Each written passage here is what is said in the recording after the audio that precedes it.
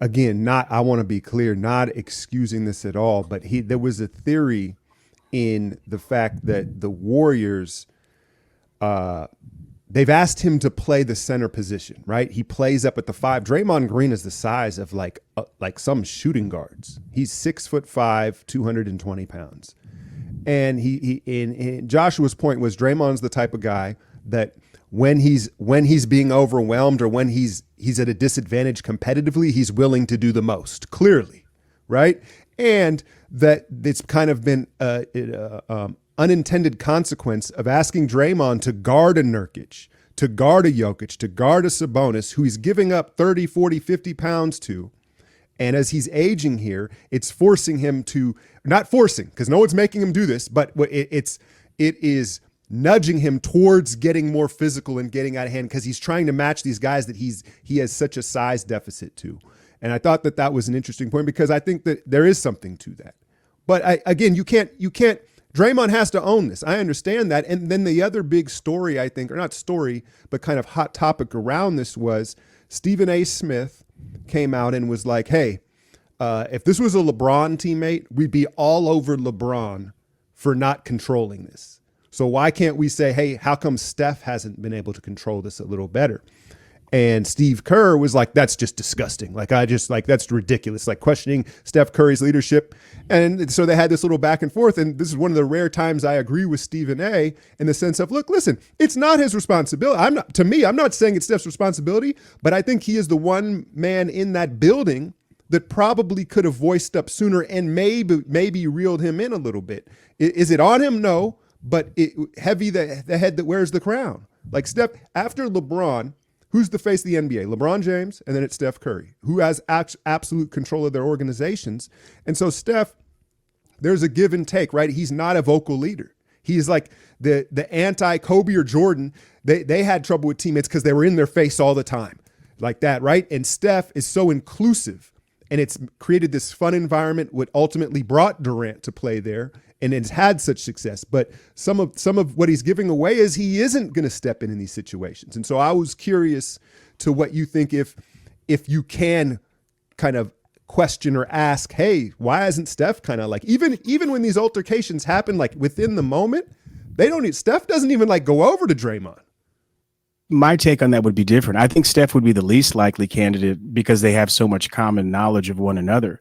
It's like your older cousin or that kid that you know is just going to behave that way regardless, and you need to leave them alone to calm down. Yes, that can be a cop-out.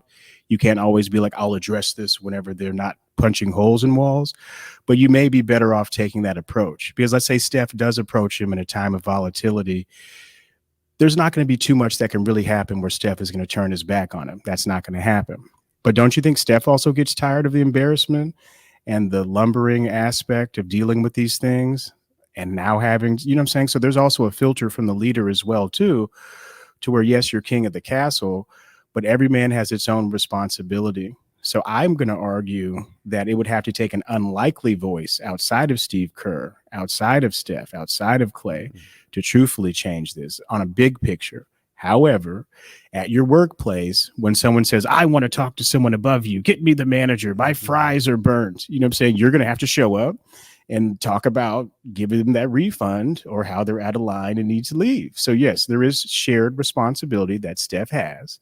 He does have to put on the little hat and talk about why the fries were burnt. But after a while, he's going to get crucified for what he does or doesn't anyways. So he might as well be best off just being himself. You know, that's just from a leadership standpoint and who he is. Okay, let's say LeBron reaches out to Draymond or they're on the same squad. What's he really going to do? The next time you fight, we're not going to the clubs. I mean, what consequence can he really instill? He can talk to him man to man like he's probably tried on several occasions, as we all have with those people we care about.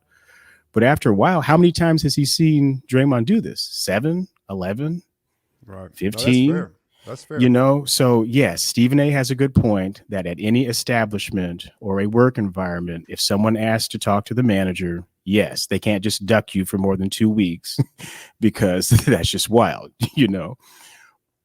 But I would say that Steph's probably getting tuned out anyways. You think Draymond's really going to listen to Steph, the nice guy who's going to give him the benefit of the doubt, that doesn't make change. That's my personal thought. No, I like that. No, because and to me, I think it's more.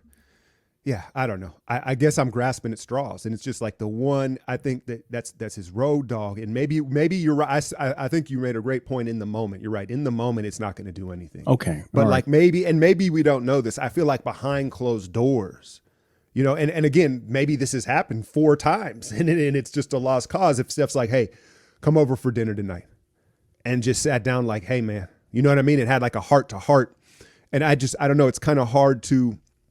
Because, I like how you bring it to like general work relationships in all walks of life. You know how you have like these work relationships where you're like super close at work, but it's nothing beyond that. You really don't kick it with people, right? You know what I'm saying? Like you're the master of that. I've seen I've definitely seen you easily exit these situations. No, but you and I are brothers, man. And like we've built a bond, and you're like one of the rare people that I like met at a job and like have maintained a relationship with. But just generally, it's like, let's keep it at work. Like I don't want to, it's like your neighbors, like when you live in apartments, you wave and you're cordial, but if you get too friendly, now they're knocking at your door. Like, you know what I mean? But so I wonder how close they truly are. But I like that point on it. I like that point on it.